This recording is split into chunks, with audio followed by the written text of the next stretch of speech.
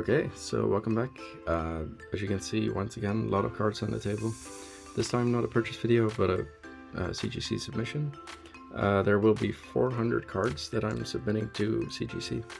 And yeah, I guess I'll just go over them and share them with you. And also for me to look back at before the grades come back and pretty much have a point of reference. I have a lot of modern cards. There's quite a few Charizards and the popular stuff. And then I have some Shadowless cards in here, which are just uncommons and commons, which I think will do fine. I got those for pretty much for free. In a few purchases I've already broken even on that, so for me those were yeah, they're pretty minty. I'll just submit those. And then most of the submission, which will probably be a bit more interesting than seeing this Charizard over and over and over again. I'll try to zoom in on the artwork a little bit. Will be a lot of mid-era hollows, so the EX era and the EX era, level X era kind of hollows. There's no old back stuff. I still have a few hundred cards, old back hollows that I want to submit. So at some point I'll do those, but I figured I'd just throw in 400 mid-era, and also as you can see some newer cards. These are the celebration, Japanese celebration cards.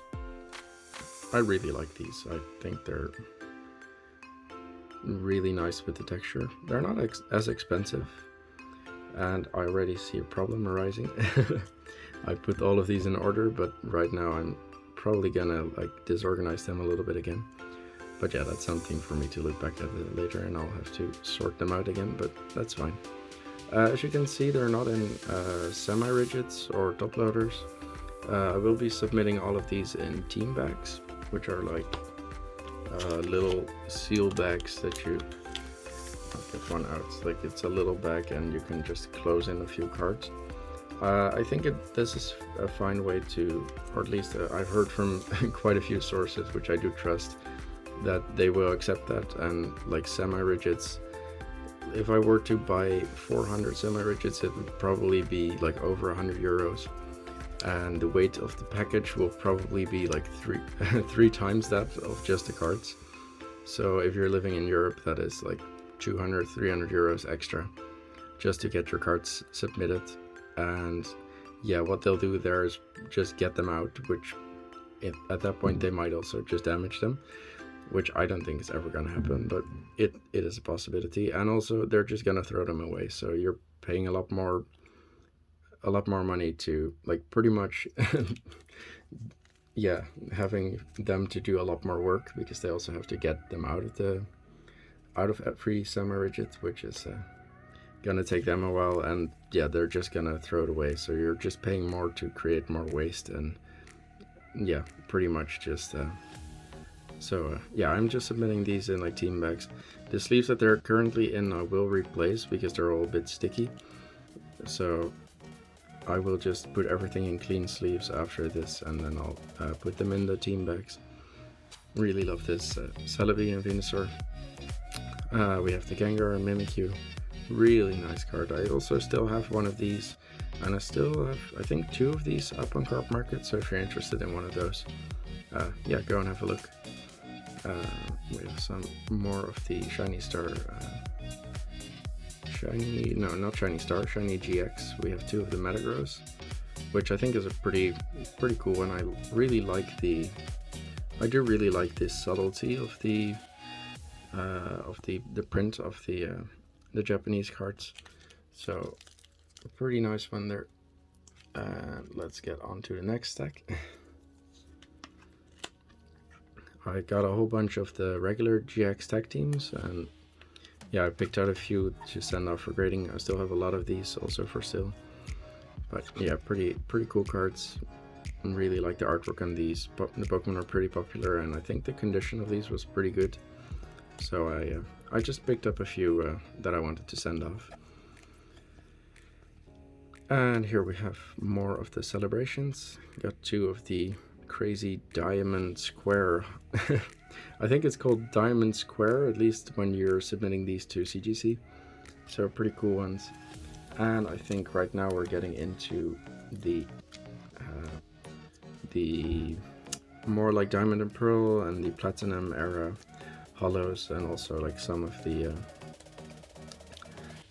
EX era hollows. So really nice. I think a lot of these cards are probably in, like, when it comes to PSA, like PSA 9, PSA 10 quality, but there's also quite a few ones that will probably be 8s.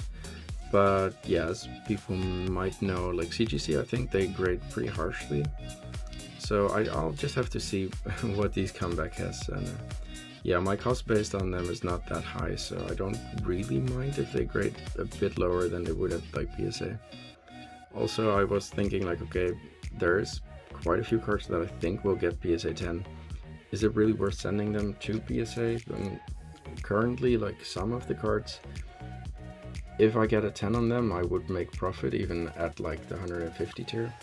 And probably like in a while, they'll most likely lower the grading cost to maybe 100 or 75.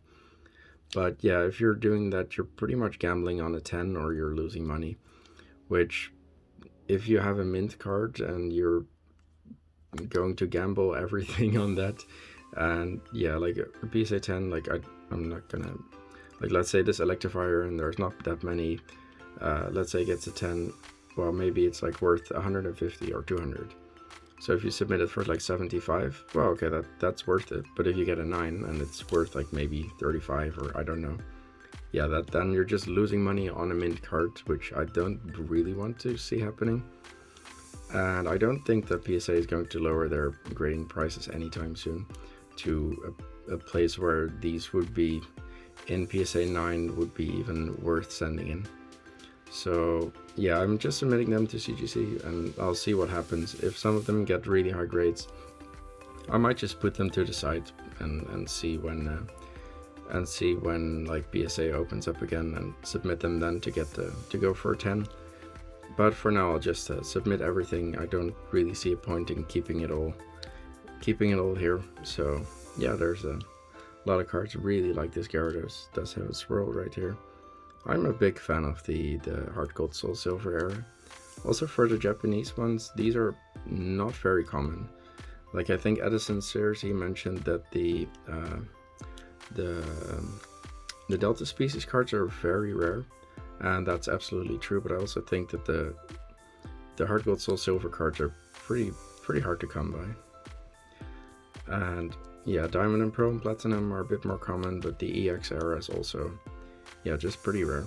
This one actually pretty cool. It has a double swirl, which I don't really think is possible on a regular sheet like this. So I think maybe the sheet is cut in half and like the hollow pattern is like stuck together again to make a complete sheet.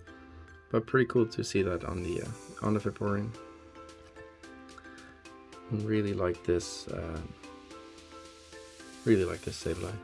Actually, I do think it's possible because I think the Entei and the Pichu and stuff from the Neo binders, they do also sometimes have two swirls, but it's not very common to see them in like one like picture.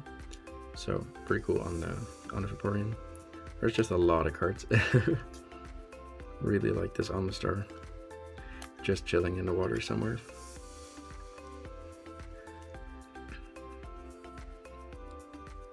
Okay, I was checking if there was a card behind it.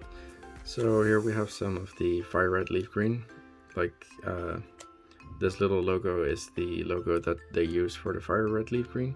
And like there are also cards with the actual Fire Red Leaf Green, or at least the English version, but those all come from theme decks where also the EX, like the Charizard and the Venusaur and Blastoise EX come from. So that was when I first saw those little marks on the bottom, I was like, what kind of set is this? And I really couldn't tell.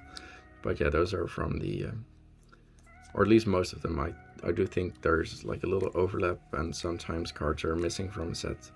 Also, this little symbol right here is the Stormfront set. But I'm not sure if every card from Stormfront is in this set. And maybe there's also some cards from other sets in the Japanese Stormfront. I did buy like a lot of like some of the EX Deoxys cards. I have like I think there's another one of these Metagross in here, so quite a few of those. These are all really minty, and I think these should, okay, this one probably due to centering might get like a 9, but I think most of these should get 10s if I were to submit these to PSA. And yeah, like I mentioned, I will replace all of the sleeves before I send these off, because I don't want the person at CGC to get like a sticky stack of cards. So yeah, but I don't really want to replace it before the video, because then I'd be handling the cards again, and they might become sticky again before the person actually gets the cards. Like, it should not affect the grade, but if somebody gets like a package and everything is stuck together, I don't think that's really gonna if they're like doubting on like what kind of grade should I give this, I don't think it's gonna help in your favor if you're going to submit a stack of like cards that are just stuck together and they have to like peel them off. So yeah, I'll put like clean sleeves on everything, which I guess is a bit wasteful, but yeah, I just want to have like a nice presentation for them to receive the cards. I think this is also something that Edison Sears and Cardmarket Collectibles and Old School Pokemon discussed a while ago. I think packaging your items is very important, and you have to put care into that. And I do agree with the thing that Dan said, Cardmarket Collectibles, as in no foul, no harm, no foul. And I do agree with that. Like, there's a lot of things when I'm shipping out singles, I pretty much just put a top loader, sometimes with like a hard postcard on it, around it, but usually just put the top loader in an envelope. And honestly, I've probably shipped out like I don't know, but thousands of cards, and I've never heard a complaint about anybody like who had their cards damaged. And if they were damaged, like, there's no way that like Dan said, like either like the card like drove over them or whatever. But yeah, if you just put it in an envelope, it means that the card, that the top loader is like pretty much like the sturdy part, and like if somebody is like moving it, like the other part of the envelope will just bend and not the top loader. So I think that is fine. I would not do that for like more expensive cards. Like for more expensive cards, I'll either do a package or like bubble mailers with multiple top loaders so that they don't bend and stuff like that. But I think like shipping, it's important to have a nice presentation when receiving the cards. Of course, you can't always like be perfect on everything, but I think it's good to like take a bit of effort into that. So yeah, just a whole bunch of holographic cards. Took a long time to input all of these. And also like the older cards, like some of them had like little spots or something on them. So I had to clean everything. I had to clean like every single card, which takes a long time. So if you're ever going to like work on a big PSA submission or a CGC submission or PSA, like this, I would suggest that when you're picking out cards, you already clean them when you pick them out, because if you have to do 400 cards at once, that's gonna take a long time. I was not happy like having to clean all of these cards. Like most of the modern stuff is just like completely pack fresh, so that didn't take too long, but like all of these had like usually like a little spot or like maybe like a fingerprint somewhere that I had to clean off. So yeah, that was not the best. I should probably done that when I was like checking the condition of the cards first. And honestly, when I clean cards, I use these, which are like little pieces of like paper with, I think it's like alcohol or something on it, to clean your glasses. These work really well for me, but if you're ever gonna try something like this, try it on another card, because this might not be available at your place, and it might work a bit different if you're using like stuff to clean glasses, so it might damage a card. Also, if you rub too hard, like you might like rub off some of the stuff, so just very gently like put it on the spot and it will just get rid of it. And honestly, like it will not damage the card apart from that. But if you're ever gonna try something like that, please be careful, but do keep in mind that grading companies, if there's like a little stain or like a blackhead, I think it's called a blackhead, like one of those little black spots on the card, they will probably just take away from the grade. So you have to keep that in mind when submitting cards. So look them over, and if it's possible to clean them, I think it's really worth it. But yeah, if you have to clean 400 cards at once, it's not going to be fun. So yeah, better to try and do that beforehand. So we have a whole bunch of cards. I think we're almost at the end already, so that's kind of nice. I should have a lot of cards coming this afternoon, so I'm not sure which I will upload for first.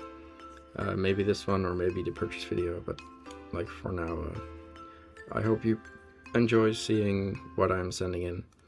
Like, to give a little bit of a view of the back, like these might have like a little bit of whitening on the back, as pretty much like every shadowless card has, but I think a lot of these are pretty clean. And here we have a Shining Noctowl. It's not in good condition. It's really not in good condition, but I figured I have it here, so why not send it in? And I wasn't probably going to send it in raw. These I think are pretty clean, otherwise I would not send them in, but I just had to, at this point I think I just had to fill the 400 card order to the end. So here we have a whole bunch more, and then I think we're ending off on some nice cards with some level X's and GX cards. So we have a cool Mewtwo, the Electabuzz from Ruby Sapphire, really nice like Leafy and level X with the swirl, pretty cool. We have the Gardevoir, Metagross, and here we have Luxray. I think I never really understood the price of this card, but I guess it's really good in the competitive, like in the game, because this card was always like so expensive compared to all of the other level X cards. So I wasn't ever sure why, because I didn't think that Luxray would be that popular, but I guess it had to do with like the playability of it. And so apparently that does really have an effect on the price of the cards. And yeah, I guess shaming EX definitely proved that when really nice swirl on the Lucario. And yeah, anyway, a bunch of rambling at the end as usual. I did actually get 3 cards back from CGC, so I'll go over those. I have never submitted to them before. Well, okay, I have submitted a lot of stuff before, but I haven't gotten anything back. So this is a 7.5 Nearmint Plus. Like, I think my fingerprints are all over it, so it might be a bit like hard to see everything, but I think it was a pretty fair grade. And I think the thing that docked it most was like this little damage. I think it both counted as like surface damage and corner damage, or edges damage. And like I think for the corners there was like a little bit of like scuffing on the sides, so that made sense. I was not expecting like a 9 or anything on this one, but I'm pretty content with the 7.5. So that was a close-up of that one. This one did a lot better. I will hide the upgrades for now for a while. And yeah, like centering isn't perfect, so that is a bit unfortunate. I can't really do much about that. I think there was like a little scratch like over here, and then there were like 2 little scratches over here. But yeah, this might look like a pretty clean card, and it pretty much was. Like edges, I think I was looking over it and I could not find it, but I think it's like this tiny white spot that got it a 9.5 for edges, so I guess that makes sense because it's not a 10. Corners did get a 10, surface got a 9, and centering got a 9. First I thought the centering was pretty harsh, but if you ever want to check for centering, turn your cards upside down and you can see quite clearly that it is a little bit off center, also like top to bottom, so I guess it makes sense. And then for the last one, we got the Neo 2 binder Charizard, which got a 10 on both corners and edges, which is actually really good. I was actually kind of expecting that because I could not find a single mistake with it. Like I did submit these through the Express So I think it was like 50 or yeah, I think like $50 or something to get this graded. And you might think like, well, okay, it got an 8.5 on surface, but that makes sense because there is, I don't really think I can show it very clearly, but there was some scratches, and I think there was a little, yeah, I think right here you can see there's like a little something. It's not really an indent, it's just something. So yeah, I guess it makes sense. So yeah, those are the first 3 I got back from CGC, and I think the grading is, yeah, really accurate. I was, well, not really surprised because I've seen a lot of people get cards back, and yeah, but I think they grade a little harsh on centering, and I think it's a shame that centering like plays a factor in the grade. Like for example, if this got a 9.5, it would have been a 9.5 grade, I believe. Not really sure, but I think it would be. So that is a bit unfortunate that they take in centering as much, but I guess it's fair, and it's one of the 4 things that they look for, so they should. But yeah, honestly, pretty decent return on these. Hoping that all of these will also do well. They're just all on the table right now, so I have to put new, like I mentioned, new sleeves on them. I'll put them in these little team bags, and I'll write on the team bags very clearly where I'm going to, like which cards are inside them, and put them in order to make it easier for the CGC grader. And then yeah, I'll probably see these back in like a year or something, most likely. It's gonna take a while, but yeah, I hope it will be worth it. Hope you enjoyed the video and the ramble and everything. Give a like, and I'll see you pretty soon, I guess, with a new purchase video.